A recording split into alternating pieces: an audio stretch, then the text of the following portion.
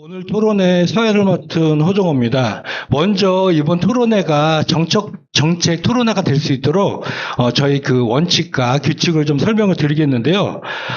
첫 번째로는 이제 비난 금지입니다. 그 인격 외모, 과거의 행적 등에 대한 감정적인 공격은 좀 금지할 거고요. 비리 폭로 금지입니다. 수사 중이거나 확인되지 않는 개인적 비리 언급은 철저히 제한하겠습니다. 그리고 비판 허용입니다. 공약의 타당성, 예산 낭비성, 과거 정책 실패에 대한 행정적 비판은 허용하겠습니다. 두 번째로 시간에 대한 설명입니다. 각 후보 캠프에 저희가 미리 사전에 전달을 좀 했고요. 동등한 발언 기회를 위해서 공통 질문과 기타는 3분, 주도권 토론은 질문자 10분, 답변자 5분으로 배정을 했습니다. 이제 토론을 시작하겠는데요. 사전에 이제 양쪽 후보들에게 저희 토론 순서와 내용은 이미 사전에 전달을 했습니다. 그러면 이제 시작하기 전에 저희가 누가 먼저 할 거냐를 좀 협의를 미리 봤습니다. 그래서 이제 첫 번째 질문은 저희가 출마의 변입니다. 후보자께서 꿈꾸는 광명시 비전과 출마의 변을 좀 얘기해 주시고요.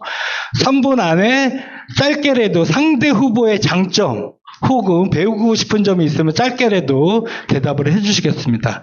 그러면 사전 합의된 순서에 의해서 김종호 후보께서 먼저 시작하겠습니다. 네, 안녕하십니까. 광명시장 후보 김정호입니다. 사는 곳이 자랑스러운 도시 광명을 만들겠습니다. 지금 현재 광명시는 변화의 임계점에 서 있습니다. 3기 신도시를 기반으로 한 50만 광명 자족도시를 만들기 위한 우리 시민들의 열정인데요. 가장 중요한 것은 3기 신도시 그리고 재건축, 재개발을 통해서 많은 사업들이 이루어지고 있지만 여전히 배드타운의 면모는 사라지지 않고 있습니다. 또 이에 따른 선심성 예산 행정이 아직도 이루어지고 있습니다. 광명은 단순히 주어진 예산을 관리하는 시장이 필요하지 않습니다. 주어진 예산을 가꾸어내고 변화를 시킬 수 있는 그런 일꾼이 필요한 것입니다. 저는 그렇게 새롭게 만들어갈 광명시를 새롭게 설계할 시장 후보로서의 역할을 하도록 하겠습니다. 저는 경기도의회 국민의힘 대표위원 그리고 현재 경기도 교육청 예결산 특별위원장을 거치면서 연 65조에 가까운 예산을 조정하고 그리고 조율을 해왔습니다. 31개 시군을 730여일간 쉼없이 달려오면서 각 시군의 각종 정책, 대안들을 접수해서 경기도에 반영할 수 있도록 도지사에게 제출했었고 25개 교육지원청 교육 관련된 사업들을 접수를 해서 교육감에게 제출을 했고 이러한 사안들이 정책에 반영된 사례들이 있습니다. 가장 기본적인 사항들은 예산을 어떻게 집행하고 그 그려진 예산들을 실제적으로 모든 시민들에게 반영이 될 수 있는 그런 역할을 하는 것이 가장 중요하다고 생각을 합니다. 저는 우리 박승원 후보께서 지방자치와 탄소 중립에 많은 애정을 갖고 있는 것으로 알고 있습니다. 그래서 우리 박승원 후보의 탄소 중립에 대한 좋은 점은 계승을 하고 받아들이고 더 나은 점이 있다면 그건 저희들이 만들어내고 또 좋은 부분 분야에 투입이 될 수 있도록 노력하겠습니다. 모쪼록 우리 50만 시대를 맞이하는 광명시가 새로운 변모를 맞이하는 그런 새 전환점에서 새로운 리더자 그리고 새로운 시장을 만들어줄 수 있도록 여러분께 간곡히 부탁드리겠습니다. 감사합니다. 예, 시간 준수 고맙습니다. 다음은 박승호 후보님께서 얘기해 주시겠습니다. 네, 반갑습니다. 더불어민주당 광명시장 예비후보 박수원입니다. 이번에 3선 시장 선거에 출마하면서 오직 광명을 위해서 더 열심히 일하겠다는 각오로 나오게 됐습니다. 저는 지역에서 30년 동안 일해왔습니다. 시민운동 활동가로 지역운동 활동가로 일하다가 광명시의원, 경기도의원을 거쳐서 지금 재선시장을 하고 있습니다. 모든 권력은 시민으로부터 나온다는 그 신념을 가지고 시민과 함께하면 실패하지 않는다는 그 철학을 가지고 시민 여러분과 함께 일해왔습니다. 500인 원탁 토론을 비롯한 각종 의원회를 통해서 시민들의 정책을 제안받고 함께 설계하고 집행해야 하면서 시민과 함께 정책을 진행해왔습니다. 시민주권, 평생학습, 탄소중립, 자원순환, 사회연대 경제, 정원도시, 기본사회 실현이라고 하는 이 도시를 운영해 나가는 실질적인 주체인 시민과 함께 정책을 만드는 일을 해왔습니다. 그런데 이제 앞으로의 광명 4년은 매우 중요합니다. 3기 신도시, 그리고 광명시흥 테크노밸리, 재건축, 재개발 사업, 그리고 교통혁신을 통해서 광명시를 수도권 서부의 경제 거점 도시로 만들어 가야 하는 그런 시기가 있습니다. 이제는 더 이상 배두타운 도시가 아니라 시민들이 중심이 되는 기회의 도시를 만들어 갑니다. 3기 신도시를 통해서 100년간의 도시의 미래를 잘 그려야 합니다. 앞으로 4년 동안 시민들과 함께 설계하고 만들어왔던 일, 그리고 경제 도시로 도약할 수 있는 그것을 통해서 새로운 일자리를 만들고 시민들이 이 도시의 주인으로 우뚝 설 수 있는 새로운 도시의 미래를 만들어 가야 할 때입니다. 지금 시기는 그래서 무엇보다 경륜과 경험 그리고 실행력이 필요합니다. 8년 동안의 경험을 바탕으로 그동안 1조 6천억 원의 예산을 시민들과 함께 써왔습니다. 무엇보다 민생경제 회복을 위한 지역화폐를 통한 여러 사업들을 하면서 시민들의 효능감을 얻어왔습니다. 시민 여러분, 이제 앞으로의 4년 누구와 함께 일하는 것이 광명의 미래를 위해 유력한가 생각해 주셨으면 좋겠습니다. 우리 김정호 도의원은 국민의힘의 경기도의 원내대표로 일해왔습니다. 그래서 정책에 대한 이해도가 굉장히 높은 것으로 알고 있습니다. 저도 도의원할 때 더불어민주당의 원내대표로 일해왔었는데 이번 시장 선거를 통해서 서로 좋은 정책, 경쟁하고 일 잘하기 경쟁을 통해서 멋진 광명을 만들어 놨으면 좋겠습니다. 선거운동 과정에 네거티브 없는 시민축제에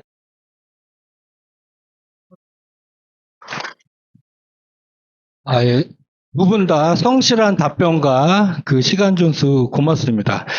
이제 두 번째 질문인데요. 모두가 궁금해하는 과연 후보님들의 제1호 공약은 무엇인지 그 공약에 대한 자세한 설명과 그리고 연차별 계획이 있으면 예산 수반 내용이 있으면 함께 발표해 주시기 바랍니다. 이번에는 순서를 바꿔서 박수원 후보님께서 먼저 하시겠습니다.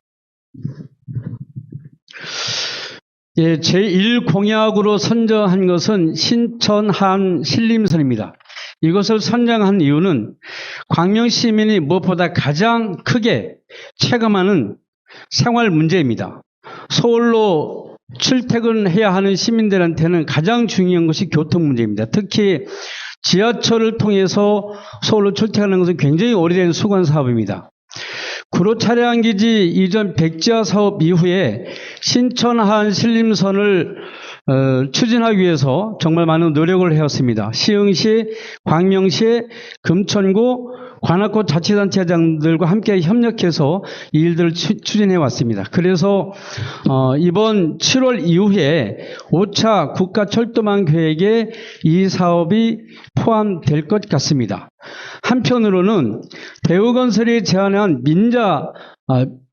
민간 투자 사업도 같이 투트랙을 진행하고 있습니다. 인천이 함께 참여하고 4개의 지방정부가 함께 참여하고 있는데 결국 인천, 경기도, 서울시가 함께 이 사업을 추진해야 합니다. 저희 시는 5차 국가철도망 계획에 포함돼서 추진을 하든 아니면 민자를 통해서 추진을 하든 가장 빠르게 속도 있게 추진하는 방법을 선택해서 진행할 계획입니다. 연차별로는 1년 차에 지금 민자투자 사업은 그 기재부에서 K대 의뢰해서 타당성 조사를 현재 진행을 하고 있는데 연말까지 나옵니다. 그러면 그것을 가지고 구체적으로 1차 연도에는 경기도, 서울시, 인천시와 함께 협의해 가면서 이 사업을 잘 추진할 수 있는 협의체를 만드는 데 최선을 다할 하려고 합니다. 그리고 2000년도에 가서는 5차 철도망 계획에 포함이 되든 민자로 진행되는 사업이든 구체적인 역사를 어디에 선정할 것인지에 대한 합의를 구체적으로 하고 3000년도에 지나가면 구체적인 기본 계획을 세우는 과정을 통해서 임기 중에 이 사업이 속도감 있게 추진해 나가도록 최선을 다해 나가도록 하겠습니다. 시민의 발이 묶이지 않고 얼마든지 출퇴근이 자유로운 교통이 편리한 도시를 만들어가는데 신천 하안선 신림선을 통해서 추진해 나가고 이것을 포함한 광명시의 광역교통 개선 대책 사업들 적극적으로 추진해 나가고 서울 방향 도로를 더 확충해 나가는 부분도 적극적으로 추진해 나가도록 하겠습니다. 고맙습니다. 예, 발표 감사합니다. 다음으로는 김종호 후보님께서 발표하시겠습니다. 네. 이제 앞으로 광명시는 50만 시대를 맞이합니다. 지난 8년 동안 우리 박승원 시장 후보 정말 고생 많으셨는데요. 지금 이게 이 시흥 신림 하안선, 신천 신림 하안선은 이미 5, 6년 전부터 계속되어 왔던 사안이고 국가철도망 계획에도 지속적으로 해왔던 사안인데 아마 올 7, 8월 정도면 아마 어느 정도 대략 윤곽이 나올 걸로 지금 듣고 있습니다. 그렇다면 아까 여기에서 이제 민자 관련해서 말씀하셨는데요. 그런 부분에 대해서는 제가 주도권 토론을 할 때 자세히 좀 여쭤볼 수 있도록 하고요. 저는 지난 8년 동안 무차별적이고 난 개발로 인해서 지금 현재 아침 출근길, 저녁 퇴근길은 광명시는 말 그대로 교통지옥입니다. 이 교통지옥을 어떻게 해결할 것인지는 지난 8년 동안 왜 생각을 안 하셨을까 하는 생각을 해봤지만 저로서는 정중하게 주도권 토론회 때 말씀드리겠고 저는 이렇게 계획을 잡았습니다. AI 교통 트랩과 교통 트램을 구축할 것입니다. AI 교통 트랩은 실시간 교통의 상황들을 적용을 해서 빠르게 교통의 체증을 완화시켜 줍니다. 그리고 교통 트램은 3기 신도시와 현재 개발 중인 구름산지구 개발 그리고 철산지구 개발 이런 쭉 돌아가는 이런 지역에 트램을 설치해서 순환도는 그런 교통체증을 해결하기 위해서 계획을 세웠습니다. 그래서 가장 중요한 것은 우리가 트램을 설치하게 되면 광명 동굴부터 시작을 해서 KTX 그리고 저희가 추진하고자 하는 서울 근로청소년 복지회관 그리고 철산지역 그리고 3기 신도시를 연결해서 다시 광명 동굴로 이어지는 그런 계획이 되겠는데요. 연차 계획은 가장 기본적으로 저희가 타당성 검토를 실시하고 그 이후에는 국토부에서 계속 주관하고 사업을 진행하고 있기 때문에 국토부 50%의 예산을 확보를 하고 나머지는 시와 경기도의 공모사업 그리고 민간 자본을 유치해서 그 자본을 해결하고자 합니다. 가장 중요한 것은 이러한 진행이 현재 동탄, 화성 그리고 대전에서도 진행이 되고 있다는 사실입니다. 그래서 우리가 민간 자본 유치도 가장 중요하겠지만 국토부에서 진행하는 이런 사업들을 광명에서 반드시 받아들여서 신도시의 계획에 미리 반영을 하는 것이 중요하다고 생각을 합니다. 지금 광명은 난개발이 왜 됐겠습니까? 그런 계획들을 사전에 활용하지 않고 진행을 해왔기 때문에 그렇게 됐다고 생각을 하고요. 저희가 가장 중기 지방 재정 계획에 현재 8.4조가 계획이 되어 있습니다. 이것을 교통에 가장 우선적으로 배정해서 집행하도록 하겠습니다. 예, 이상입니다. 예, 고맙습니다. 두 분 다 아무래도 광명시의 교통 문제에 대해서 얘기를 해주셨기 때문에 유권자분들께서 잘 판단을 하실 수 있을 것 같습니다. 이제 공통 질문으로 들어가는데요. 저희가 이제 현안에 대해서 몇 가지를 꼽아봤는데 공통 질문 세 번째가 또 교통에 대한 내용입니다. 그래서 순서를 좀 바꿔서 말 나온 김에 교통에 대한 공통 질문을 먼저 하겠습니다. 광명시는 서울과 경기를 잇는 지리적 특성으로 인해서 상습적인 교통체증을 겪고 있습니다. 대규모 재개발, 재건축, 입주로 상황이 더 악화된 것은 모두가 다 알고 있는 사실입니다. 이름으로써 시민들의 이동 불편과 이동권 보장 문제가 증가되고 있는데요. 후보자님께서는 광명시 교통 문제를 해결하고 시민의 이동권을 보장하기 위해서 어떤 구체적인 정책을 펼칠 것인지 이어서 발표 부탁드립니다. 이번에는 순서를 바꿔서 김종호 후보님께서 먼저 해주시겠습니다.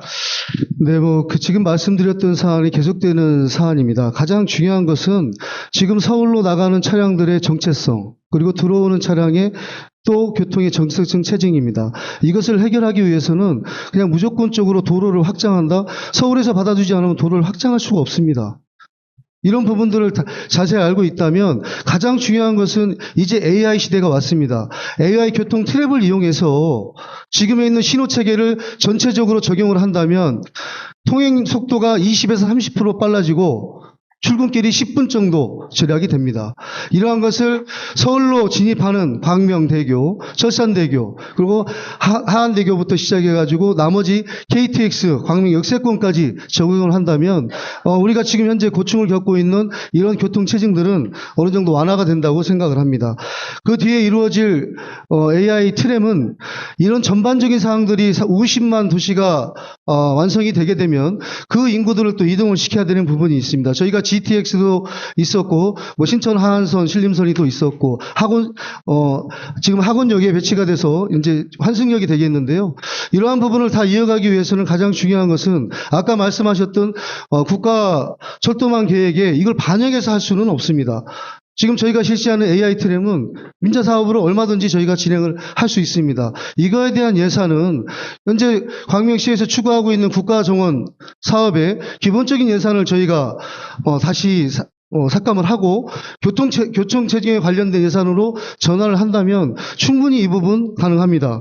그리고 이 재원은 LH와 GH의 광역교통 개선 분담금 약 한 8천억에서 1조 2천억 정도로 저희가 예산을 하고 있는데요. 이런 부분도 우선 배정하면 됩니다.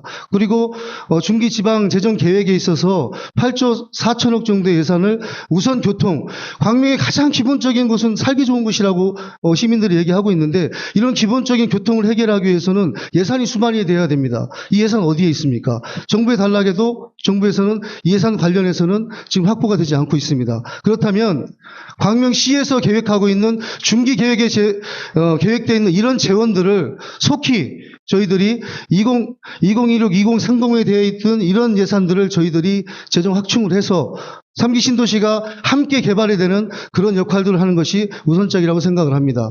그렇기 때문에 앞으로의 이 AI 트랩과 AI 트램과 AI 교통 트랩은 광명시의 교통을 획기적으로 뚫어줄 수 있는 그러한 가장 중요한 구축이라고 저는 생각을 합니다. 그래서 앞으로도 이 구축이 확실하게 될 수 있게끔 우리 시민들과 함께 소통하고 시민들의 제안을 잘 받아들일 수 있도록 하겠습니다. 예, 이상입니다. 예, 감사합니다. 다음은 박승원 후보님입니다. 네. 김정호 의원님께서 말씀하신 이제 트램 설치와 관련해서 3기 신도시를 이제 같이 LH하고 기획하는 과정에서 많은 검토가 있었습니다. 아시는 것처럼 트램은 안에서 돌아가는 겁니다. 서울로 연결하는 것이 아니에요. 그런데 실제로 그것이 얼마만큼 효능성이 있을 것이냐에 대한 문제의식은 늘 갖고 있습니다. 그래서 말씀하신 것처럼 민자로 하겠다고 하면 할 수 있는 거죠. 그래서 어쨌든 이거는 매우 장기적인 부분이고 국토부가 진행을 하든 민자가 진행하든 이 부분에 대해서는 매우 장기적이고 구체적이기 때문에 향후에 협의가 가능할 수 있다. 좋은 의견 주시면 저도 같이 검토하겠다 말씀드리고요. AI 교통과 관련해서는 사실 2년 전부터 광명시에 철산대교 등과 넘어가는 AI 교통 시스템 관련 차례 찾아온 이제 기업들이 있었는데 아직 검증된 것이 없습니다. 그래서 예산 낭비 효과가 있을 수 있어서 이것은 저희가 급히 서두르진 않은 측면이 있습니다. 또 하나는 지금 재개발 재건축 과정에서 교통량이 늘어나는 것은 이미 이것은 전임시장 때부터 20년 전부터 도시정비 사업을 하면서 진행했던 것이고 그것에 의해서 진행되고 있는 상황입니다. 다만 그 이후에 이것을 광명시가 효율적으로 대응하지 못했다라고 하는 것은 궁극적으로 안양천을 넘어가는 교량에 관한 문제입니다. 이것이 현재 진행형이기 때문에 다만 그 속도가 늦어진 것뿐이라고 생각을 하고요.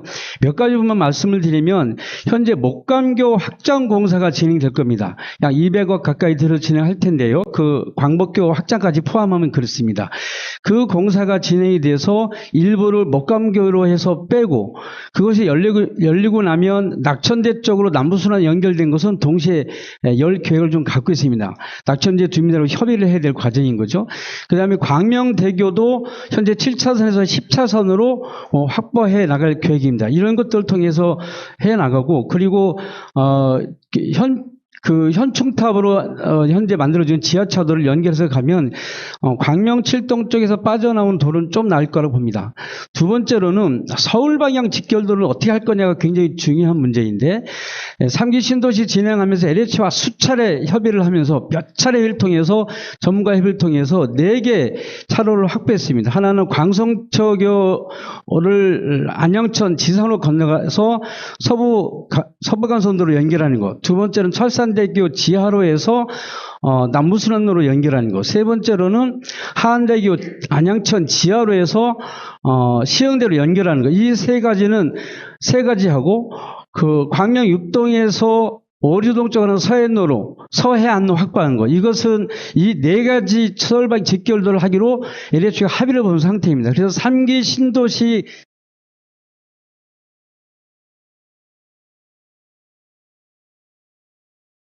예, 답변 감사합니다. 저희 그 정책 토론회답게 적절한 비판이 오고 가고 있습니다. 예, 좋습니다. 다음 질문은요. 공동체의 근간이자 도시의 품격을 결정할 수 있는 인권 분야입니다. 광명시는 2012년 지방자치단체 최초로 인권 전담기구를 설치했지만 여전히 차별과 혐오 문제, 그리고 개발 과정에서의 주거권, 사회적 약자 소외 문제가 계속 진행되고 있습니다. 이러한 상황에서 후보님께서 존중과 환대의 문화를 확산하기 위한 실천적 인권 정책에 대해서 답변을 부탁드리겠습니다. 이번에는 박승원 후보님께서 먼저 하시겠습니다. 광명시가 2011년도에 조례를 제정해서 인권센터를 만들어 운영하고 있습니다. 정말 잘하고 있다라는 평가를 받고 있고, 경기도 31개 시군 중에서 3년 연속 인권행정 우수기관으로 선정돼서 표창을 받기도 했습니다. 정말 잘하고 있습니다. 특히 재개발 재건축 과정에서의 인권 영향 평가 용역을 통해서 재개발 재건축 과정에서 생기는 인권 영향을 통한 이제 보완들을 해나가는 이 부분들 사업들을 진행하고 있고, 전 부서에서 인권 관련 행정을 진행하고 있습니다. 모범적으로 진행해 나가고 있는데, 우리가 왜 인권에 대해서 이렇게 소중하게 생각하고 하냐 하면, 저는 인권이야말로 우리한테 가장 중요한 가치라고 생각합니다. 사람을 존중하고 배려하는 사회를 만들어가는 것. 그래야지만이 실제로 우리 일상 삶 속에서 누구나 존중받는 삶을 살 수 있죠. 정치적으로는 쿠데타와 같은 일들이, 계엄과 같은 일이 발생하지 않도록 시민의 역량을 강화시켜 나가는 것도 굉장히 중요한 과제라고 생각합니다. 따라서 저는 향후에 가장 중요하게 여전히 해야 될 것은 인권 교육이라고 생각해요. 인권 교육을 좀 더 강화해서 시청 공직자뿐만 아니라 산하기관, 그리고 지역사회에서 활동하고 있는 사회단체장, 주민자치위원을 포함한 통장님들, 이 모두 우리 사회의 리더십을 갖고 있는 분들이 서로의 상처 주지 않고 서로 배려해 가면서 차별하지 않으면서 인간다운 삶을 살아갈 수 있는 그런 사회를 만들어갈 수 있도록 하는 게 굉장히 중요하다고 생각합니다. 두 번째로는 광명시가 기후인권조례를 만들었어요. 잘 아시는 것처럼 위기를 통해서 재난을 당하면 가장 피해를 입는 사람들은 저지대에 살고 있는 사람들입니다. 그리고 그들이 이런 피해를 당하면 가장 피해에 대한 보상이나 복구가 잘 안 되고 있어요. 그래서 그들에 대한 기후로 인해서 재난을 당하는 그런 시민들에게 그런 사전에 예방, 안전 차원에서의 여러 정책을 발굴하고 피해 입은 그런 기후 약자들한테 좀 더 보호와 보장할 수 있는 그런 제도를 좀 더 확장해서 이런 정책을 펼쳐나가겠다는 계획을 갖고 있습니다. 고맙습니다.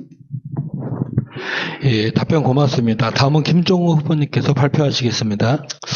네, 인권인 상황은 아마 여기 계신 모든 분이나 저희들이 생각하는 것도 다 마찬가지일 것입니다. 누구 하나 소외됨이 없이 모두가 평등한 삶을 누려야 된다는 것은 저희들의 정치의 가치이자 또 헌법의 가치이기도 합니다. 그렇기 때문에 가장 중요한 것은 현재 광명시가 개발 천국입니다. 지금 42% 정도의 광명시가 개발이 이루어지고 있는데, 이러한 부분 속에서 다시 광명으로 돌아올 수 있는 그런 지역 주민들이 과연 몇 프로나 되겠습니까? 분담금의 큰 부담, 또 소외됨, 또 그 소외됨 속에서 다시 이 고장을 떠나야 되는 그러한 아픔들을 어떻게 보듬을 것인가에 대한 것은 저희 정치인들의 숙제라고 생각합니다. 그런 부분의 단계별로 하나하나 추진해서 간다면 저는 전담 추진위원회를 바로 업무 시작과 동시에 진행하려고 합니다. 슬럼화된 지역과 그리고 개발된 지역의 지금 삶의 평등에 느끼는 그러한 마음의 불평등들, 이러한 것을 어우르기 위해서는 누구 하나 소외될 수가 없습니다. 그렇기 때문에 지금 개발과 비개발 지역의 주민들과 함께 어우러질 수 있는 그러한 전담 기구를 반드시 신설을 해서 그곳에서 모든 주민들이 하나가 되는 그러한 장소를 만들어내겠습니다. 그리고 지금 현재 개발로 통해서 많은 부분들이 소외되고 빼앗긴다고 늘 많이 말씀을 하십니다. 그 속에서 각종 비리, 또 각종 억울함 이런 것들이 많이 나오는데요. 그런 것 또한 저희들이 바로 전담 창구에서 모든 것을 같이 이야기하고 그것을 다뤄나가는 그런 방법들을 써나가도록 하겠습니다. 차후에 인권 관련된 것은 너무나 많은 부분들이 있기 때문에 이러한 부분들 여기 계신 우리 주민들과 그리고 유권자본부 그리고 사회 봉사를 하고 있는 모든 단체와 함께 계속적인 간담회를 통해서 더욱 발전 개선할 수 있도록 그렇게 추진하도록 하겠습니다. 예, 감사합니다. 예, 답변 고맙습니다. 두 분 다 인권 정책에 대해서 굉장히 관심이 많았고 이제 시장님이 되시면 이제 이행만 남은 것 같습니다. 다음 질문입니다. 광명경제 기반인 지역순환 경제 분야입니다. 광명시에는 약 2만 3천여의 소상공인들이 활동하고 있고 비용 상승과 소비 위축, 경쟁 심화로 해서 어려움을 좀 겪고 있습니다. 또한 각종 개발로 인해서 골목 상권이 우축될 수 있다는 우려도 있습니다. 이러한 상황에서 지역 내 소비와 자금 흐름을 활성화시킬 수 있는 지역순환 민생경제를 실현하기 위해서 후보자님들의 답변을 듣고자 합니다. 이번에는 또 순서를 바꿔서 김종우 후보께서 먼저 하시겠습니다. 네, 가장 중요한 것은 저희들의 살면서 또 다른 분야가 바로 외식 분야, 그리고 또 다른 분야가 바로 우리가 문화 혜택을 즐길 수 있는 그런 분야들이라고 생각합니다. 그러나 가장 현재 광명시에는 소상공인과 골목상권 상인회로 구성이 되어 있습니다. 어떻게 보면 대동소이한 그러한 역할들을 하고 있겠지만 실제적인 가장 기본적인 것은 그 업무의 차이는 반드시 구별이 되어 있습니다. 아마 이번 26년도 골목상권 상인회에 대한 예산이 제가 이따 한번 우리 박성훈 후보께 여쭤보겠지만 얼마가 편성되어 있는지 모르겠지만 제가 알기로는 거의 제로에 가까운 걸로 지금 알고 있습니다. 골목 상인들이 무너지면 광명 경제는 완벽하게 무너집니다. 그리고 또 소상공인들이 무너지면 광명 상인들은 정말 어디 갈 곳이 없이 좌들 뿐입니다. 그러나 이런 상권을 활성화하기 위해서 그동안 추진해 오셨던 지역화폐에 대한 우리 박성원 시장의 업적은 저는 굉장히 존경합니다. 그래서 이런 부분들은 과감하게 살려서 지역 경제의 활성화를 좀 시키는 것이 맞다고 생각을 하고요. 제가 생각하고 있는 상권의 활성화는 권역별로 특성화된 음식의 문화의 거리를 만들어내는 것입니다. 이것은 찾아오는 우리 박성원 시장 후보께서도 말씀하셨던 체류형 관광객들을 유치하겠다는 부분과 일맥상통하는데요. 지금 현재 17만 평 광명 동굴 개발지에 문화복합단지 그리고 테마파크 형성 각종 관광객들을 유치할 수 있는 그러한 여건들이 충분히 이루어져 있습니다. 그리고 첨단 테크노밸리의 앵커 기업을 유치해서 거기에 일자리 창출을 하고 고가치 또 고연봉 일꾼들이 있다면 이분들은 반드시 지역 내에서 모든 소비를 진행을 할 것입니다. 또 거기에 저희가 추진하고 있는 3기 신도시 내의 공설운동장 그리고 전국대회를 유치할 수 있는 각종 축구, 테니스, 그리고 뭐 파크 골프, 야구, 가능하면 이런 것들은 저는 체육을 활성화시켜서 전국대회를 유치하면 그만큼 지역의 활성화는 상권이 살아날 수밖에 없습니다. 이러한 부분들을 최대한 이끌어내겠다는 말씀을 꼭 드리겠고요. 그렇기 때문에 지역의 활성화는 앞으로 이루어지는 50만 시대의 광명시의 구도에 따라 달라진다. 이런 그림을 그리고 있는 저 김정환과 꼭 함께 했으면 하는 바람을 하고 있고요. 그리고 지금 현재 많은 또 범죄들이 이루어지는 것들이 있습니다. 이거는 제가 그냥 반드시 하겠다는 제 각오가 있는 건데요. 여성분들이 혼자 운영하는 그런 매장, 그곳에는 안심벨을 설치해서 광명시에는 그 어떤 곳에서도 평화롭게 안전하게 모든 일을 할 수 있다는 그런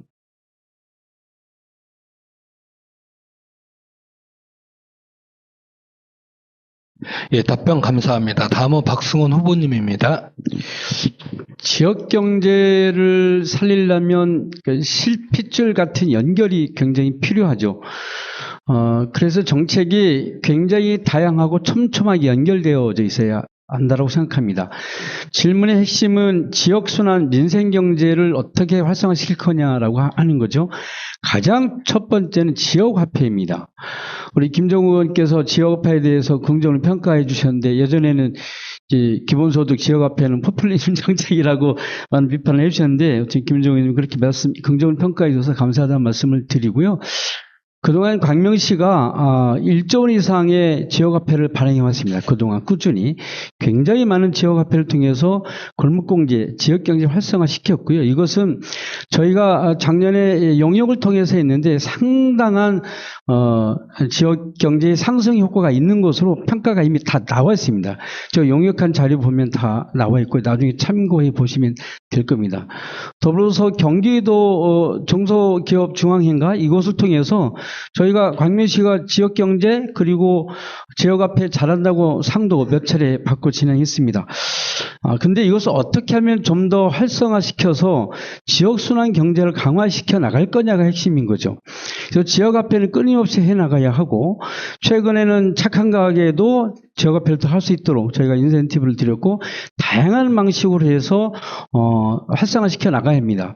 올해부터는 그 지류화폐도 새로 하기로 했습니다. 그렇게 되면 지역경제에 좀 더 도움이 될 수 있을 것 같고요. 조만간에 아마 올해 하반기에 사회적 경제 활성화 센터가 오픈하게 될 것 같습니다.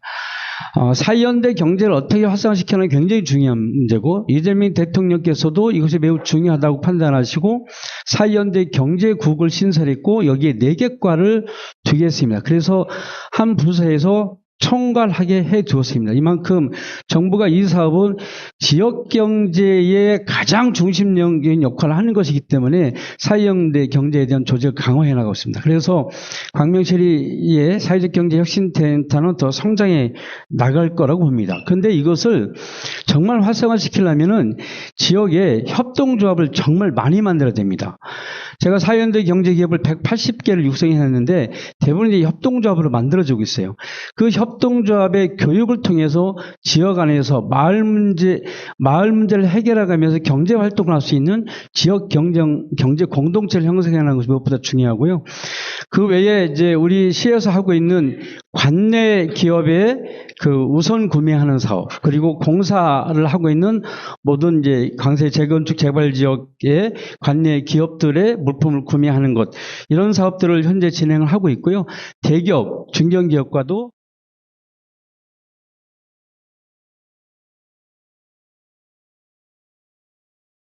예, 답변 고맙습니다.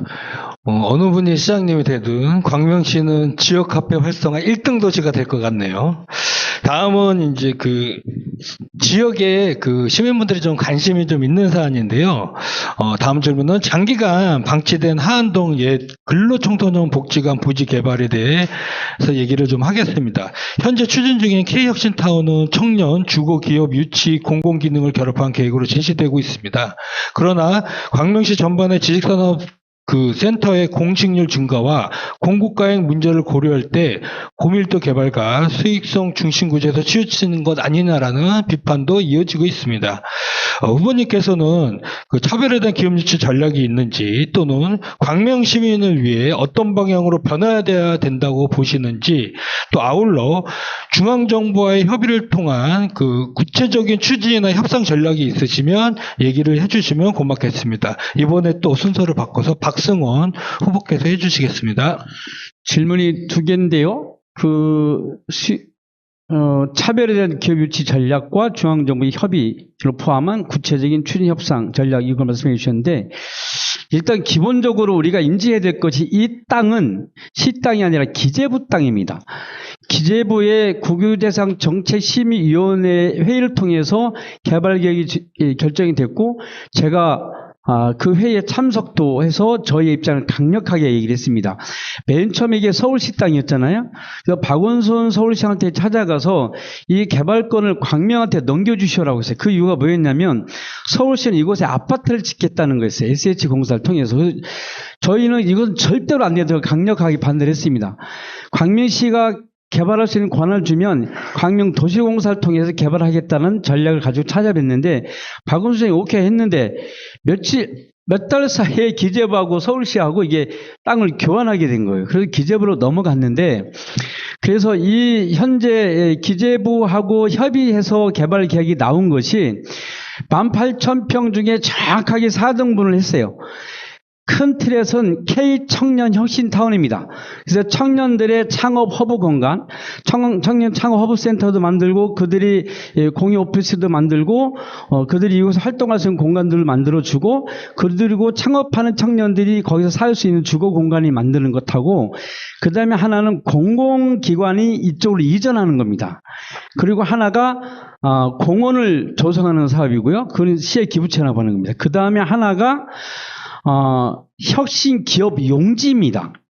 혁신 기업 용지를 민간한테 매각하는 거예요. 그런데 이거를 지식산업센터로만 오해하시는 분들이 계세요. 그렇지 않아요.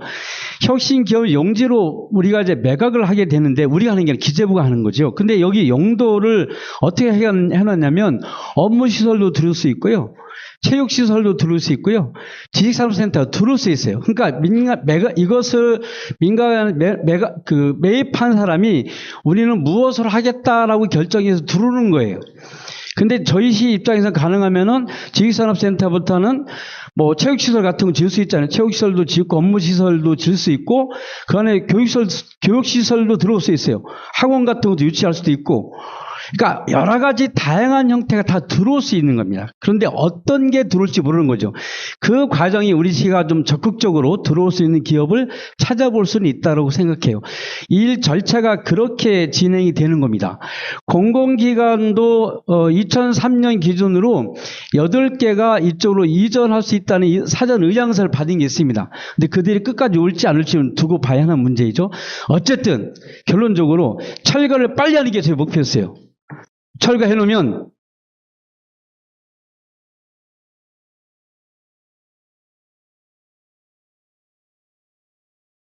예, 답변 고맙습니다. 다음은 김종호 후보입니다. 네, 서울 근로청소년복지회관 정말 뜨거운 감사입니다. 광명에. 우리 박승원 시장 후보께서 아마 초선 때 제1호 공약으로 광명 시민들의 품으로 돌려주겠다고 했던 그 장소 아니겠습니까? 지난번 출마 기자회견 당시에서도 부지 관련해서는 아직 사용 계획 변경이 가능하다고 하셨는데 그게 제가 출마 기자회견을 보면서도 이게 어떤 내용인지 저 이해가 안 가는 부분이 좀 있습니다. 지금 이미 계획을 실행을 하고 있는 단계고 이제 철거가 지금 들어가고 있는 단계인데 이것을 또 변경한다. 그러면 시에서 하는 행정은 이따 뭐 들쑥날쑥하는 행정이 되지 않을까 싶고요. 가장 기본적인 것은 저는 이곳에 지식산업센터 10명 짓는 것을 절대 반대합니다. 그리고 다시 이것을 매입을 해서 시민들 폰으로 돌려드리겠습니다. 저는 이곳에 오퍼레 하우스를 지어드리겠습니다. 그리고 그 나머지 공간에 2,000석에서 3,000석 규모의 오페라 하우스면 약 12,000평 정도의 부지가 들어갑니다. 전체 22,000평 중에서 12,000평 초 이제 50%가 남습니다. 50%는 주민들의 공간으로 다시 돌려드리겠습니다. 그것은 바로 공원이 되겠고 체육시설 일부 들어가겠고 이런 부분들을 돌려드리는 것이 맞다고 생각하고, 왜 이런 공약을 저희가 세웠냐면 3기 신도시가 개발이 되면 다시 도시는 불균형이 이루어집니다.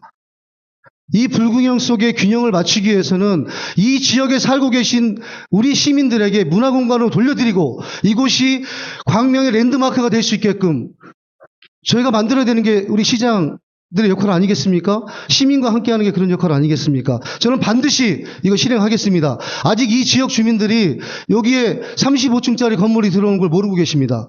그렇다면 이게 시민들에게 동의를 구하고 하는 것인지는 제가 그 부분까지는 아직 자료 요청했는데 아직 저한테는 손이 안 왔기 때문에 그건 차후에 여쭤보도록 하고요. 그래서 저는 이곳에 지하에는 이마트 스타필드급의 대형 마트가 들어오시도록 하겠습니다. 아마 이렇게 질문하실 거예요. 대형 상가들이 들어오게 되면 어떻게 보면 이제 백화점급이라고 생각을 할 수 있겠지만 저희가 예전에 이케아를 받아들였습니다. 이케아를 받아들였을 당시에 우리 가구협회에서는 이건 정말 있을 수 없다. 우리가 피해를 어떻게 감당할 거냐. 그러나 소비계층의 차이는 반드시 있습니다. 그래서 저는 이 부분에 대해서만큼은 이 지역에 있는 주민들이 요구를 하고 그것이 광명 시민에게 혜택이 돌아간다면 그 부분을 함께 상의하도록 하겠습니다. 네, 이상입니다. 네, 두 분 다 답변 감사합니다. 관심이 두 분 다 높아서 민선 9기 때는 좋은 결과가 있을 것 같습니다. 이번 공통질문 마지막입니다. 공직 경험에 대해서인데요. 공직 경험은 행정을 책임지는 결정권자로서 중요한 요소입니다. 박승원 후보께서는 광명시장 8년, 김종호 후보께서는 경기도의회 대표위원으로 활동해 오셨습니다. 각 후보께서는 이러한 경험을 바탕으로 공직 수행 중 가장 의미 있었던 성과는 무엇인지, 아울러 가장 아쉬웠던 점과 그 이유, 그리고 이를 어떻게 보완해 나갈 것인지 답변 부탁드리겠습니다. 이번에는 김종호 후보께서 먼저 하시겠습니다. 정말 제가 현재까지 아직은 도의원 역할을 직함을 가지고 있습니다. 제가 초선에 당선이 돼서 156명 78대 78 동수의 대표위원을 직무대행 포함해서 2년 7개월간 역임을 했습니다. 이걸 역임하면서 가장 느꼈던 것은 역시 치열하게 정쟁을 하고 그 속에서 협의와 협치를 이끌어내는 것이 가장 중요하다는 것을 저는 배워왔습니다. 그리고 무조건 시장 8년의 경력만 가지고 행정의 달인이라고는 할 수는 없습니다. 제가 짧은 기간 2년 7개월 속에서도 행정의 달인, 그리고 지역에 있는 그 경기도의 수많은 공무원들한테 많은 칭송을 듣고 하는 것은 이유는 단 한 가지입니다. 발로 뛰는 것입니다. 31개 시군을 730여일간 무지하게 많이 뛰었습니다. 정말 저와 같이 했던 대표단이 정말 힘들 정도로 지역에서 잠을 자면서 계속적으로 이동을 하면서 31개 시군의 정책과 대안들을 만들어냈을 때 그 기분은 아마 아무도 모를 겁니다. 저는 그러한 능력과 그러한 행정 경험을 이제 광명시에 쏟아부으려고 합니다. 제가 가장 자랑하고 싶은 것은 우리 아이들에게 평등한 교육을 제가 외쳐왔습니다. 31개 시군 13만 명 에게 50만 원의 현장 체험학습비, 일명 수학여행비라고 하죠. 이거를 지급을 했습니다. 그게 지금 3년 차에 왔습니다. 고등학교 한 학년 전체에 지급을 한 거죠. 근데 지금은 이제 13만 명에서 줄어들어서 650억이 아니고 이제 580억 정도 되는데 이러한 과정을 이끌어냈습니다.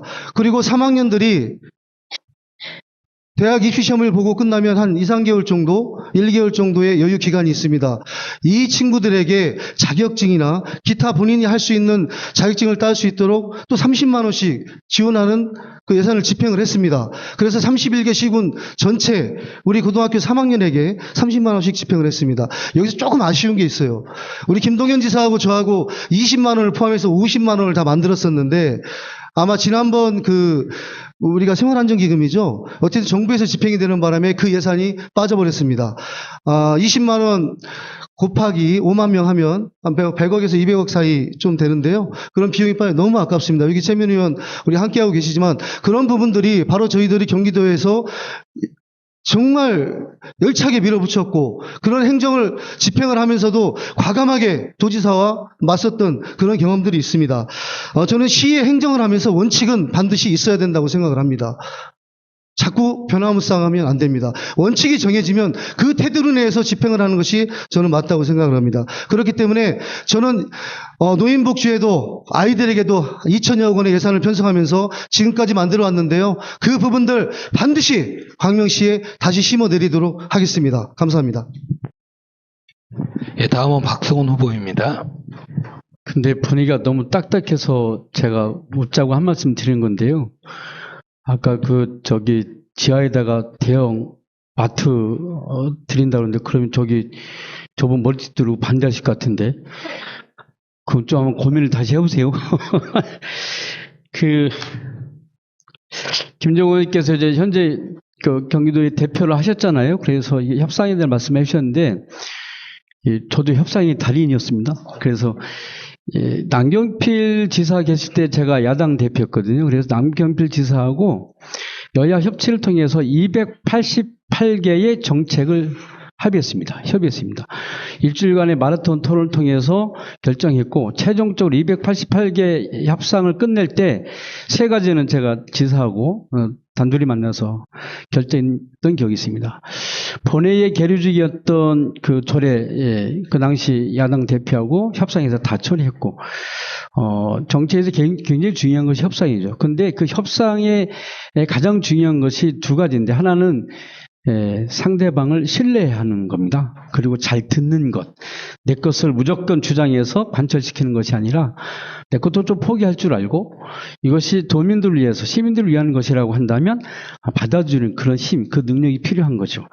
그것을 같이 경험했던 김정호 후보, 저 박성원도 그런 역량을 가지고 있는데 향후에도 그 역량을 잘 피워줬으면 좋겠습니다.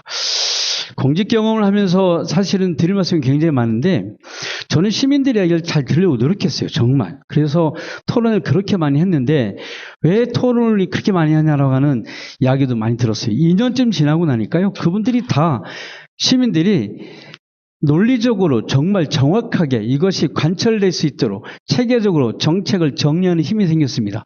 노인위에서 결정한 26건이 있는데 정말 이분들의 지혜를 정말 대단하게 느꼈습니다. 그렇게 많은 시민들의 얘기를 잘 담아내는 것, 이것이 굉장히 중요하다. 그거는 제가 앞으로도 끊임없이 가지고 가야 할 굉장히 중요한 저의 철학, 신념을 생각하고요.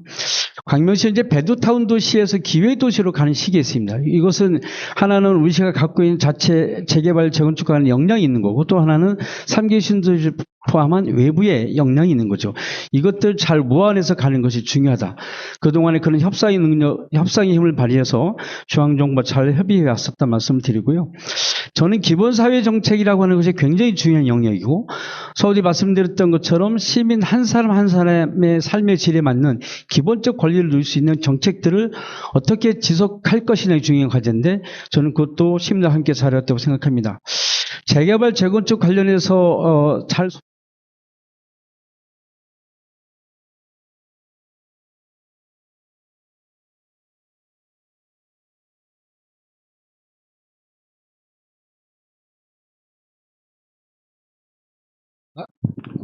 네, 답변 감사합니다. 두 분 다 협의와 소통의 달인인 것 같은데요. 민선 고기 때도 시민들과 함께 협의와 소통을 잘 해주시리라 믿습니다.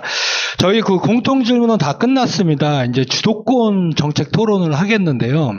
사전에 저희가 순서는 동전 던지기로 좀 정했고요. 다시 한번 저희 원칙을 좀 얘기를 하면 주도권을 갖는 후보자는 10분의 발언 총량을 갖고 있고요. 그리고 답변하는 후보는 5분의 발언 총량을 갖고 있습니다. 그리고 주도권 후보자는 답변 후보자한테 그래도 최소한 1분의 답변 기회를 주어야 됩니다. 저희 앞에도 얘기했듯이 정책 토론이기 때문에 그 원칙을 지키지 않는 부분에 대해선 사회적 재량으로 제지를 좀 하겠습니다. 그러면 첫 번째 주도권은 박승원 후보님께서 갖고 계시는데요. 그러면 박승원 후보님께서 시작하겠습니다. 제가 10분 동안 계속 하는 겁니까?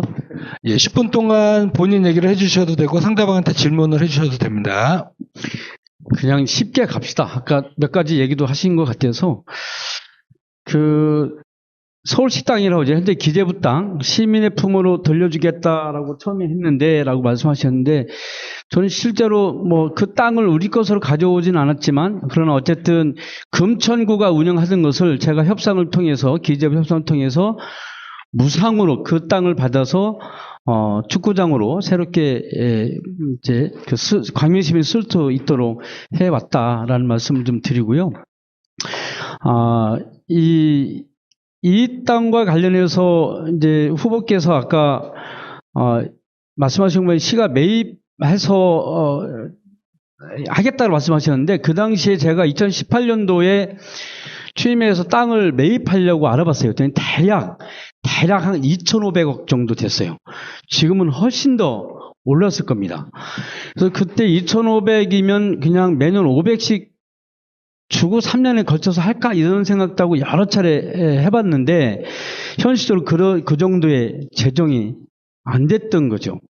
그리고 그렇게 매입한다 하더라도 그 땅이 공공청사로 부지로 돼 있기 때문에 10년 동안 그 공공청사 부지로 써야 되는 거예요. 다른 걸 못 해요. 그래서 제가 포기를 한 겁니다. 다른 걸 우리가 여러 가지 사업을 할 수가 있잖아요. 그걸 못하니 공공청사를 못하는 거예요. 그런 한계들이 있어서 그 당시에 진행을 하지 못했다.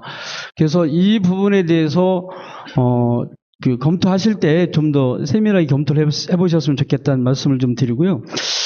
그 아까 변경 가능하다라고 변경 가능하다라고 제가 지난번에 출마 기전에 얘기했는데 왜 말이 바뀌냐 그러셨는데 시민들이 요구하면 변경하는 것에 제가 기재부에 요청을 할 수 있죠. 기획재정부에. 근데 이것은 기획재정부가 국가정책 심의를 통해서 진행하는 거기 때문에 이게 제안을 할 수는 있을 것 같아요. 그런데 이게 쉽지는 않을 거라는 말씀인 거고 다만 아까 말씀드렸던 것처럼 지식산업센터가 들어오는 게 아니라니까요. 확정된 게 아니에요. 지난 선거운동 과정에서 이것을 막 이슈화 하다 보니 시민들이 그렇게 알고 계신데 여기는 그냥 혁신기업 용지예요. 혁신기업 용지고 거기에 업무 용지, 체육시설, 뭐 교육 용지 또 뭐 지식산업대 여러 용도로 해놓은 겁니다. 그러니까 들을 수 있고 안 들을 수 있는 거예요. 그거는 향후에 얼마든지 저희가 협의해 볼 수 있다 이런 거니까 그거는 오해가 없었으면 좋겠다는 말씀을 다시 한번 드리고요. 그리고 이 공간은 사실은 저의 가장 큰 목표는 뭐였냐면 사실은 저는 거기를 그냥 매입해서 시민의 공을 다 쓰고 싶었었어요. 근데 재정이 허락하지 않아서 과연 시민들이 그걸 동의해 줄까라는 것 때문에 못했습니다. 그래서 이거는 우리가 앞으로도 효율적으로 어떻게 운영할 것인지에 대한 고민을 함께 해볼 필요성이 있겠다라는 생각이 듭니다.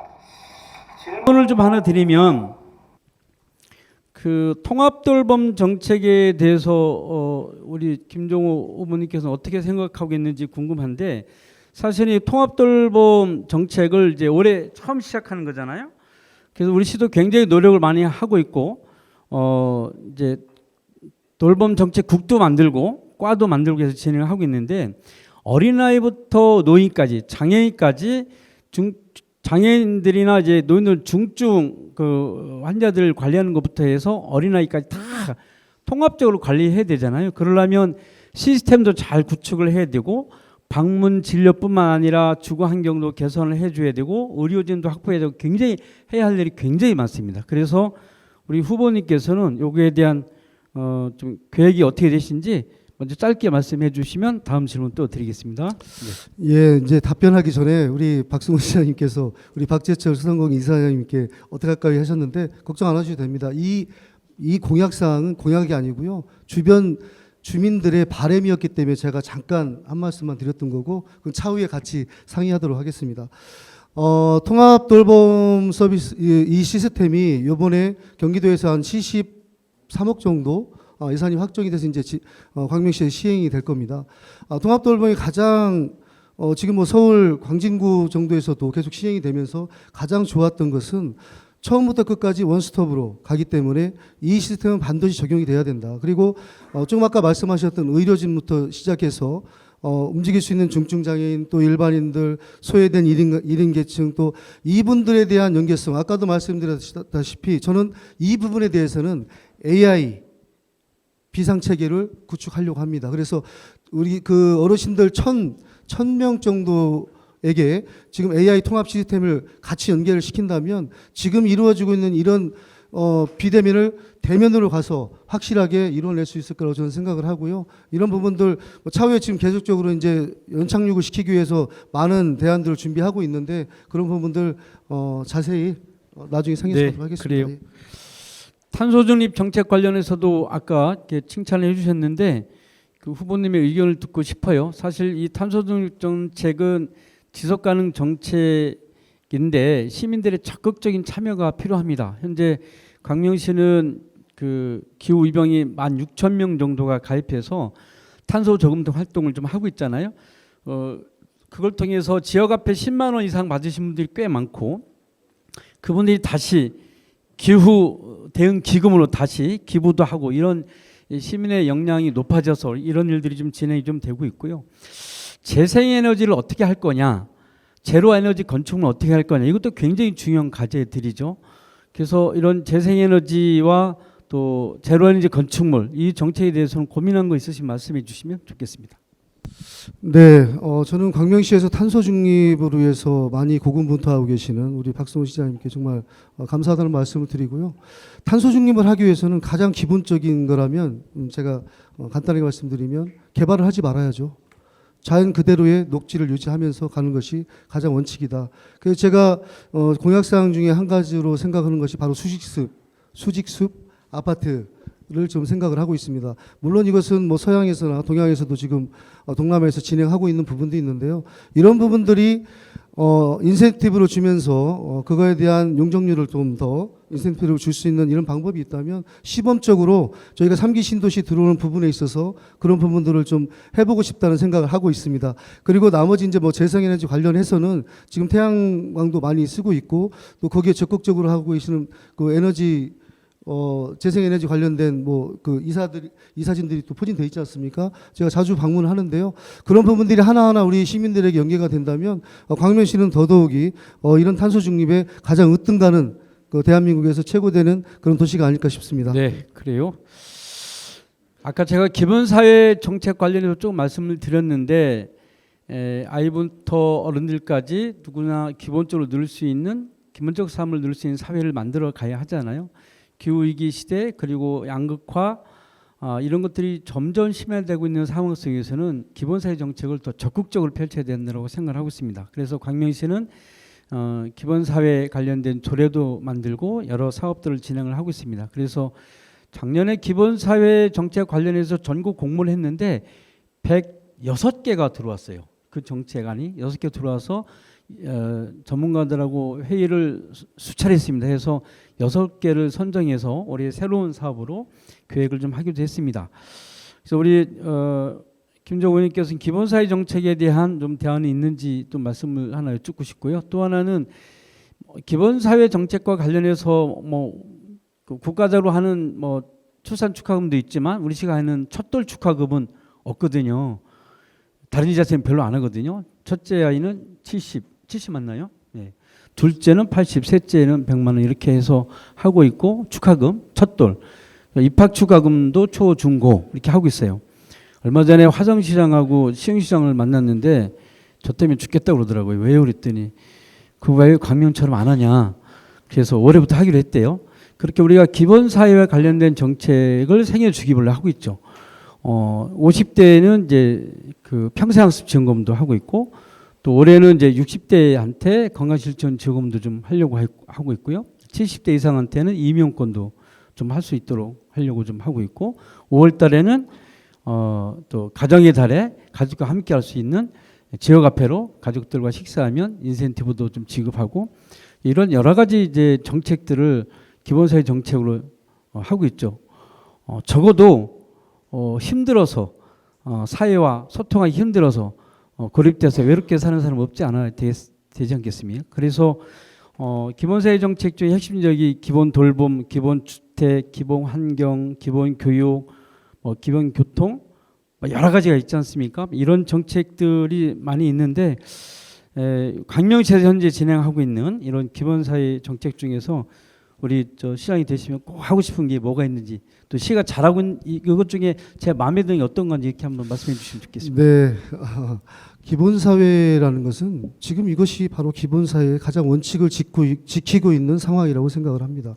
기본은 우리가 모두가 아는 사항들입니다. 그 기본이 무너지면 전체가 다 무너지게 돼 있습니다. 그래서 현재 박승원 시장 후보께서 진행하고 오셨던 그런 사업들 잘못됐다고 생각하지 않습니다. 그리고 더더욱이 기본사회를 위해서는 이러한 것들을 개성하고 발전시키고 더 승화시키는 것이 저희 정치인들의 역할이고 또 시장의 역할이 아닌가 싶고요.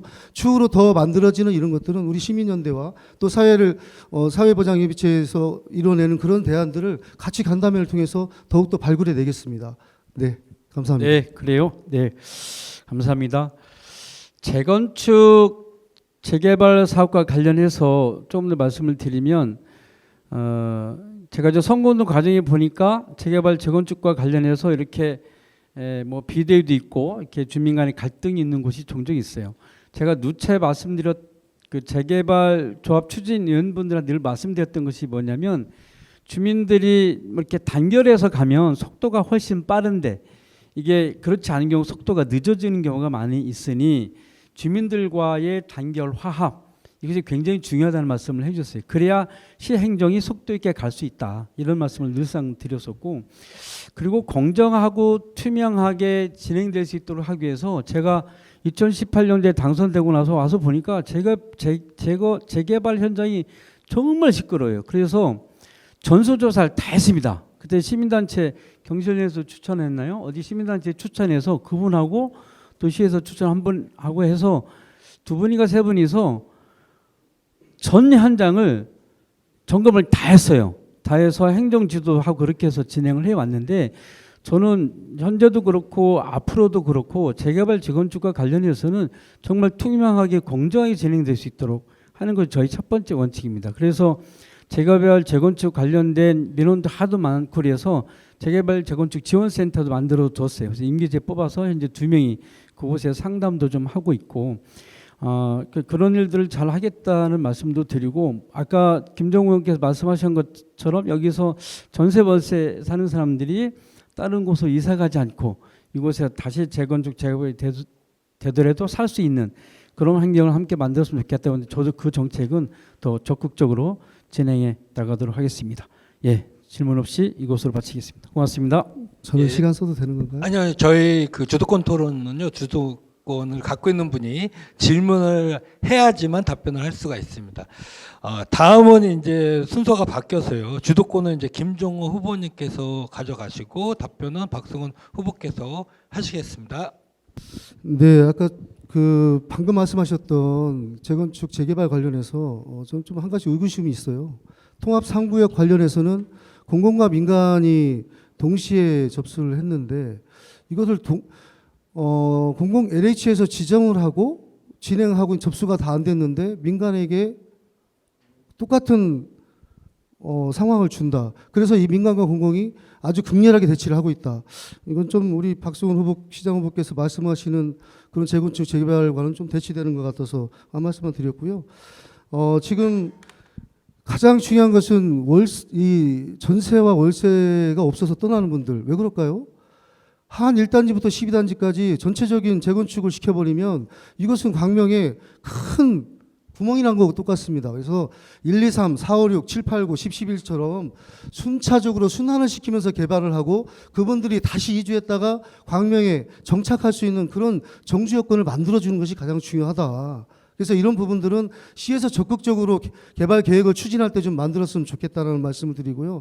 왜 그러냐면 지금 가장 먼저 추진해서 조합이 설립되고 진행이 가장 빠른 곳은 아마 한 11단지 같습니다. 제가 보기로는. 그래서 이런 부분들이 순차적으로 가기 위해서는 주민들의 합의가 있어야 되고 이런 합의들이 잘 이루어져야 된다고 생각을 하고요. 아까 우리 서울 근로청소년복지관부지 활용해서 말씀하셨는데 제가 한번 여쭤볼게요. 8년 전 제1호 공약 맞습니다. 이것은 기재부 땅이었기 때문에 반드시 시민품으로 돌려준다고 했었고요. 그걸 못 하셨습니다. 그러면 광명시로 환수할 수 있는 그런 기회가 없었나? 제가 여쭤보고 싶습니다. 없었습니까? 시장 후보님? 환수요? 이제 광명시로 가지고 올 수 있는 기회가 없었냐고 여쭤보는 겁니다. 네. 예, 그 땅은 우리 땅이어서 우리가 가져오려면 땅을 사야죠. 아마 박원순 시장 당시에 서울시의회와 광명시의회가 공유자산 매각 매입 의결을 하려고 했던 시점이 있었습니다. 근데 그 시점을 놓치셨어요. 그때 당시 광명시의회와 서울시의회가 서로 승인하고 이게 의결이 됐었다면 이거 저희 가지고 올 수 있었다고 저는 봅니다. 그 부분에 대해서는 좀 자세히 설명을 좀 해주셨으면 좋겠고요. 그러나 좀 짧게 그건 넘어가겠습니다. 질문하지 않겠습니다. 그래서 35층의 지식산업센터를 건립을 바꾼다. 아직 정해지지 않았다. 저는 이거에 대한 그 시의 예산을 편성하는 편성의 결정권자로서 이게 정말 그런 답변을 할 수 있을까 하는 의구심을 들게 하고요. 지금 17만 평 개발에 관련된 광명 동굴 문화복합 단지로 개발하겠다. 이게 아마 몇 년 전부터 했는지 모르겠어요. 초선, 재선 계속적으로 연차별로 나오면서 지금 MBN 네트워크 뉴스, YTN 뉴스 캠핑, 연합뉴스 숱하게 나오십니다. 그러면서 그거를 첫삽을 뜬다 했는데 아직까지 못 떴습니다. 이유가 뭡니까? 예, 답변해 주십시오. 네. 그 짧게 하나씩만 더 하면 3구역 민관과 공공의 갈등은 공공이 진행하는데 속도가 느리니까 민간이 더 많이 선호하니 우리한테도 할 수 있는 기회를 달라라는 요청을 계속 하셔서 양쪽이 모인 가운데 저는 항상 같이 오게 하거든요. 양쪽이 모인 가운데 작년 11월 7일까지 그러면 그 공공에서 못하면 민간할 때도 제한할 수 있는 기회를 주겠다라고 해서 같이 합의하여 한 거예요. 그렇게 했는데 어쨌든 요 부분이 이제 그 공공에서 다 못 채웠습니다. 그러면 못 채우면 LH가 포기를 했는데 LH가 포기 않겠다는 거고 공공은 거의 채워준 걸로 알고 있고 민간도 채워왔는데 뭐가 좀 문제가 있는 걸로 해서 다 부서에 반려한 걸로 거기까지만 하고 제가 나왔습니다. 이것은 제가 키운 것이 아니고요. 민간과 공공의 갈등이 계속 지속되어 왔는데 해결하는 과정에서 좀 뒤로 늦춰졌다. 합의에 진행했다는 말씀드리고요. 그 6개월 그 말씀해 주신 대로 하안동에 재건축할 때 이렇게 단계를 했으면 좋겠는 굉장히 좋은 의견이고 광명동에 재개발할 때도 저쪽 끝에부터 해왔어요. 16구역, 15구역, 14구역 이렇게 안으로 들어왔고 시에서는 6개월 단위로 관리 처분을 해줬어요. 해줬는데 그 주민들은 빨리 해달라고 하죠. 그런데 6개월 이상 텀을 줘서 계속 해왔다는 말씀을 드리고 향후에도 그거는 그런 관리 계획하는 것이 필요하다고 봅니다. 서울시회가 의결을 하면 되는데 왜 안 했냐라고 했는데 서울 박원순 시장하고 만나서 그렇게 협의하는 과정에 그냥 기재부로 바꿔버린 거예요. 그래서 서울시가 의결이 우리가 알아봤는데 정무적으로 알아봤는데 의결이 더 힘들다는 거예요. 서울시 의원들은 땅을 안 내주려고 할 테니까. 그래서 기재부로 넘어가서 바로 기재부에 협의했다 말씀드리고요. 문화복합단지 관련해서는 잘 아시는 것처럼 잘 진행되고 있었는데 대장동권으로 인해서 법이 좀 바뀌면서 이 사업이 중단됐습니다. 중단됐다가 특별법으로 해서 저희가 다시 국회에 요청을 해서 법이 다시 만들어졌는데 10% 이상 수익을 못 남기도록 해놨습니다. 그러다 보니까 이것을 맡은 현대산업개발이 좀 못하겠다고 버티고 있는 상황입니다. 그래서 이거는 어쨌든 현대 도시공사하고 현대산업개발이 현재 계속 그 문제와 관련해서 협의하고 있는 것으로 알고 있습니다. 네, 답변 잘 들었습니다. 시간이 없기 때문에 제가 질문을 좀 바로 하도록 하겠습니다. 우리가 그 광명 2구역 트리우스에 사실 초등학교 신설 문제로 굉장히 시끄러웠습니다. 그리고 1구역에는 과학고 유치로 굉장히 시끄러웠고요. 정말 과학고 유치 의지가 있었는지 저는 싶을 정도로 광명시에 정말 의문을 던집니다. 과학고 유치. 예, 과학고 유치요. 이 과학고 유치는 지금 부천한테 뺏겼어요. 정말 저희들도 3,700평밖에 되지 않지만 이 일조권만 충족을 시켰으면 충분히 가능했던 사안입니다. 근데 저는 그때 당시 제가 국민의힘 대표위원이었고 경기도에서 어느 정도의 영향력과 그리고 그 교육감과 도지사에게 만나서 얼마든지 가능한 이런 부분들을 저한테는 그냥 이름만 넣어주세요고 집행부에서 연락이 왔습니다. 이름만 넣어드렸어요. 이게 과연 의미가 있는 건지. 그리고 현수막은 잘 붙이셨습니다. 어쨌든 그거 한마디를 꼭 해드리고 싶었고요. 광명 1초 트리우스가 시장 후보님 가능합니까? 개교가? 2구역 트리우스 광명 1초. 그거요? 네. 말씀드릴게요. 네. 그거 답변하라고요? 답변해 주세요. 과학고 유치 부분은 이제 우리가 다른 지자체보다 늦게 도전했고 주민들이 과학고 유치해달라는 요청이 많아서 시작을 했습니다. 그런데 여러 가지 조건상 광명시가 많이 불리한 것이 사실입니다. 다른 지역은 뭐 땅이나 부지도 굉장히 좋고 우리는 땅 부지도 굉장히 협소하고 열악한 상황에서 우리도 광학고가 필요하겠다고 판단해서 시작했는데 유치경정에서 아쉽게 떨어지긴 했는데 굉장히 열악한 상황에서 도전했다 말씀드리고요. 학교 유치 부분은 지금 이게 아시는 것처럼 3층 일조권이 없어서 3층까지는 시가 시립과학관, 수학관을 짓고 4층부터는 학교를 설립하는 것으로 임태교육감한테 저희가 강력하게 요청을 해서 그렇게 하기로 했는데 하기로 해서 절차를 다 진행하고 있는데 지금 교육청에서 학생 수요가 또 안 나온다는 거예요. 그래서 그거를 저희가 좀 보류를 요청을 했고 그래서 인근의 학생 수요를 다시 재검토해서 하면 가능할 것 같아요. 그래서 그런 방향으로 추진하려고 생각하고 있습니다. 네, 답변 잘 들었고요. 현재 추진 불가합니다. 지금 아마 여기 저 심상록 그 도의원 후보도 같이 김정미 후보도 그 7차 협상의 테이블에 앉았었는데 공실일이 지금 40여 개 넘어요. 원래 기준은 24학급입니다. 24학급인데 현재 학급이 나온 실 수요는 18학급밖에 안 됩니다. 이 18학급은 이미 광명초등학교에서 19개 학급을 증축을 했기 때문에 그 수요가 다 가능합니다. 그래서 안 됩니다. 현재는. 그리고 시에서 요청한 6구역과 지금 그 가로정비주택 6구역 짓는 거 여기도 포함해서 하겠다는데 그 수요가 나오질 않습니다. 그리고 이걸 포함하려면 정비구역 고시를 해줘야 됩니다. 고시가 문제가 아니고 분양했을 때 분양 평수에 따른 아이들 수요를 재조사해야 되기 때문에 지금 이거는 앞으로 향후 3년 5년간까지는 굉장히 어렵다는 얘기를 합니다. 그래서 이거를 보고를 안 받으셨다면 같이 참석했던 우리 공무원들이 보고를 하셨는지 모르겠지만 굉장히 사정을 했어요. 6월 달에 중앙투자심사 마지막 3차입니다. 알고 계시죠? 근데 6월에서 7월이 안 되면 내년으로 넘어가야 됩니다. 그런데 우리 시장 후보께서는 시민과의 대화 때 딱 프로젝트를 띄워놓고 이렇게 말씀하십니다. 올 10월에 첩사 뜰 겁니다. 그럼 이거는 트리우스 주민들은 지금도 학교가 되는 줄 알아요. 올해 내년 안 됩니다. 그 2년 후에도 안 됩니다. 그럼 이걸 어떻게 책임지시겠습니까? 답변해 주십시오. 그 후보님 일을 만들어 가게끔 할 거냐 일이 안 만들어 가게 할 거냐의 차이가 있는 거예요.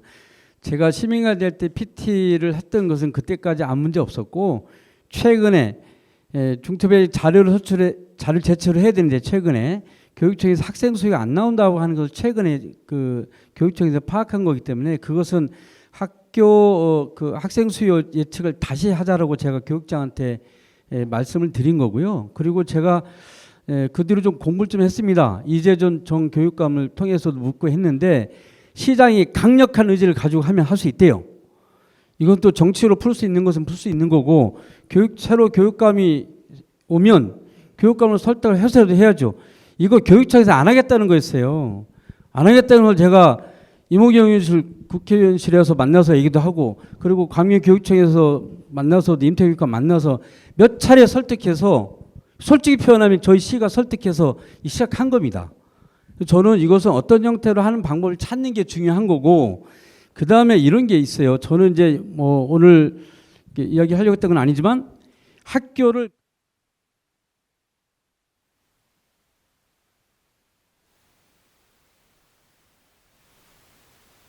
네, 답변 잘 들었고요. 그 시장님께서는 분명히 경기도의원 대표위원을 하셨는데 경기도 교육청이 그렇게 막무가내로 하지 않습니다. 규정과 절차를 반드시 따르고 있고요. 그리고 이 학교 광명 1초 설립 추진은 제가 맨 먼저 했습니다. 그 조합장과 조합원들하고 같이 맨 먼저 추진하다가 지금 따로 시에서 이제 관여를 해서 같이 갔던 부분이고요. 이거 쉽지 않습니다. 시장님께서는 지금 편하게 말씀하시는데 절대 그렇지 않고요. 이런 부분들이 왜 지금 시장 8년을 하시면서도 그런 법과 규정을 사례를 잘 보시면서 하셔야지 함부로 말씀하시면 지금 트리우스 주민들은 제가 가봤어요. 몇 군데. 그냥 되는 줄 알아요. 그러면 이거에 대한 정확한 소명을 해 주셔야 됩니다. 7월 달 중투도 넣지를 못하고 조건이 안 맞으니 그럼 이게 몇 년이 걸릴 수 있다. 여러분들 현재는 학교 조성이 안 됩니다. 그러면 교육청에서 이걸 재척을 하고 우리도 학교를 포기하겠습니다. 라고 하면 여기는 다른 대안이 나와야 됩니다. 그렇기 때문에 1구역의 중학교 설립 부지 그리고 2구역의 이 초등학교 설립 부지는 결코 쉽지 않다. 정치로 풀어갈 수 있는 것도 한계가 있는 겁니다. 교육청이 바뀐다고 하는 것도 한계가 있는 거고요. 이런 부분들은 같이 할 수 있겠다고 제가 한번 말씀을 드려보고 그러나 시작은 좋아했다는 거는 꼭 좀 알고 계셨으면 좋겠습니다. 그리고 이제 뭐 제가 예? 아니, 현재는 안 된다. 향후 3년까지는 절대 될 수가 없다라고 얘기를 합니다. 마지막까지 제가 들었던 사안이고요. 여기에 자료가 있지만 굳이 뭐 여기 자료까지 제가 내세울 필요는 없을 것 같습니다. 이제 나머지 3분 50 제가 하셨잖아요. 네. 네, 이제 3분 5초 남았는데요. 저는 이렇게 생각을 합니다. 그동안 8년 동안 우리 박성원 시장 후보 정말 고생 많으셨습니다. 그러나 세세하게 광명시 전체 19개 동을 돌아보면서 그 부분들의 시민들이 가려운 부분, 어려운 부분들을 어떻게 함께 했는지는 저는 잘 모르겠습니다. 저는 저만의 방식으로 접근을 했고, 저만의 방식으로 대안을 제시해줬고, 저만의 방식으로 그 결과물을 만들어냈습니다. 그렇기 때문에 업무 추진 관련해서는 저는 결코 누구와도 뒤지지 않습니다. 행정 업무 관련해서요, 마찬가지입니다. 행정이라는 것은 그 사안을 꿰뚫고 가야 되는 것입니다. 지금 지방의회는 지방자치에 준다라고 되어 있습니다. 헌법 제14조인가요? 18조인가요?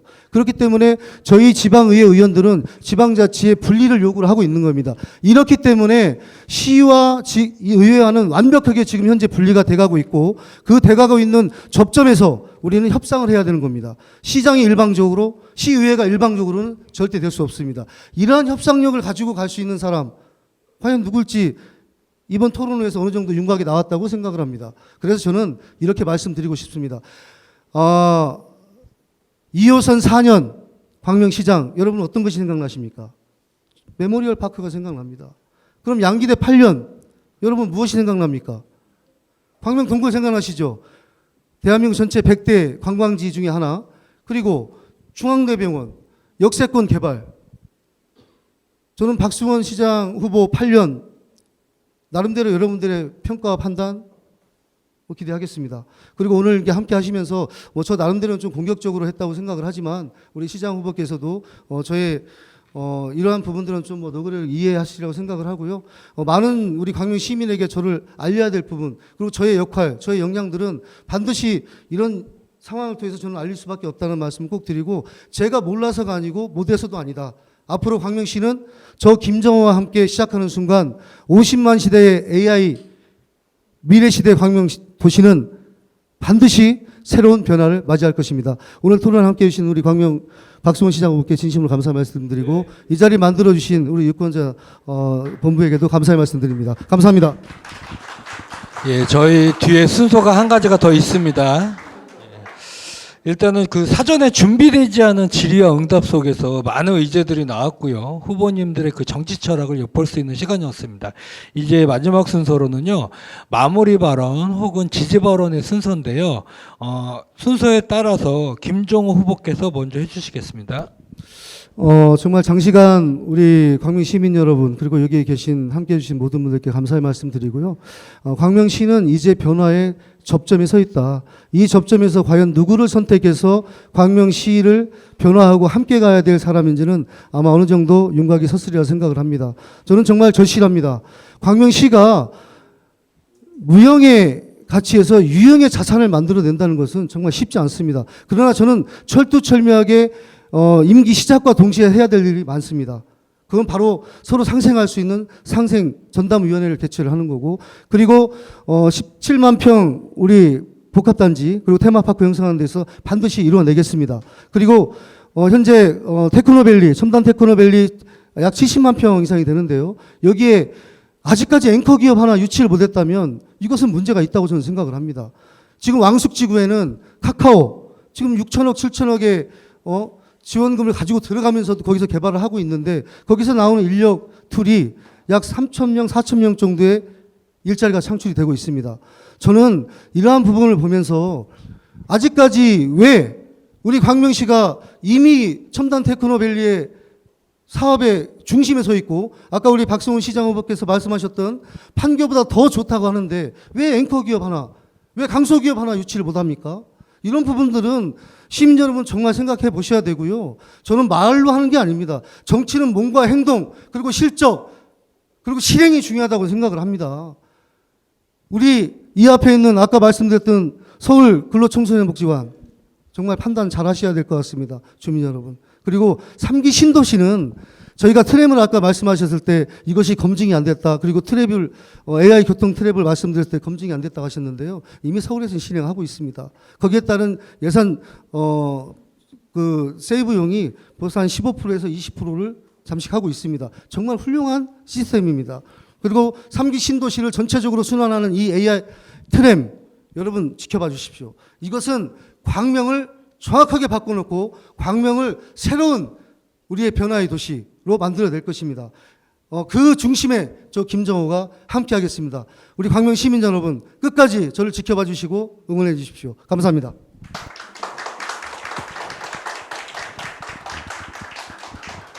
예, 박수 소리 허용하겠습니다. 다음은 박승원 후보 차례입니다. 네, 이번 지방선거의 가장 큰 의미는 내란을 완전히 종식시키는 겁니다. 윤 어게인을 완전히 종식시키는 겁니다. 민주주의를 다시 세우고 그 위에서 국민의 삶을 회복시키고 대한민국을 정상화시키고 지방 정부를 유능한 지방 정부로 만들어 나갑니다. 이재명 정부가 출범했습니다. 이제는 중앙 정부의 철학이 국민 일상 삶 속에서 성과로 만들어져야 합니다. 그러기 위해서 유능한 지방 정부가 필요합니다. 저 박승원은 유능한 지방 정부 만들어갈 자신이 있습니다. 누구보다 열심히 해왔고 누구보다 광명을 잘 알고 있고 누구보다 민주주의를 지켜오기 위해서 노력해왔습니다. 저 혼자가 아니라 시민과 함께 해왔습니다.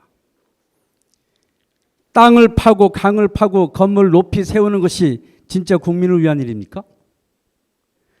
시장이 하고 싶은 일을 하는 것이 시장입니까?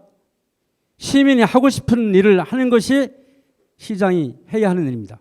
시민이 하고 싶은 일 중에서 지속 가능한 사회를 만들어 나가고 우리의 삶을 바꿀 수 있고 효능감을 느낄 수 있는 그런 정책을 하는 것이 시장이 하는 일입니다.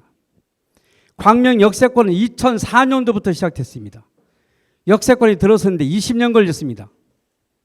하루아침에 뚝딱해서 하는 것이 진정한 미래를 위한 것입니까? 저는 속도를 낼 때는 시민들의 합의가 있을 때 속도를 내는 겁니다. 그냥 혼자 성과 내기 위해서 시장 한 번 더 하기 위해서 다음에 국회의원 선거 나가기 위해서 하는 정치 해오지 않았습니다. 시민이 하자라면 했습니다. 그래서 고로 차량기지 막아내는 거 시민과 함께 했습니다. 국토부 일을 막아낼 수 있습니까? 저 혼자 힘을 할 수 있습니까? 시민들이 원했기 때문에 함께 해나간 겁니다. 이제 시민의 삶을 실제로 바꿀 수 있느냐? 3기 신도시를 통해서 재개발, 재건축을 통해서 누구나 잘 살 수 있는 광명 만들 거냐라고 하는 중요한 판단의 시기에 있습니다. 저 박성은 잘할 수 있습니다. 이재명 대통령과 함께 추미애 경기도지사와 함께 정원호 서울시장과 함께 박찬대 인천시장과 함께 협력해서 수도권 산업의 교통, 경제, 문화, 미래 산업의 도시를 만들어 가겠습니다. 굵직한 현안을 하나하나 해결해 나가도록 하겠습니다. 신천, 하안, 신림선을 포함해서 광명이 말 그대로 교통의 중심 도시가 될 수 있도록 해나가겠습니다. 한 번 더 저 박성호를 밀어주십시오. 힘 있는 여당의 모습, 힘 있는 유능한 지방 정부의 모습을 만들어 가겠습니다.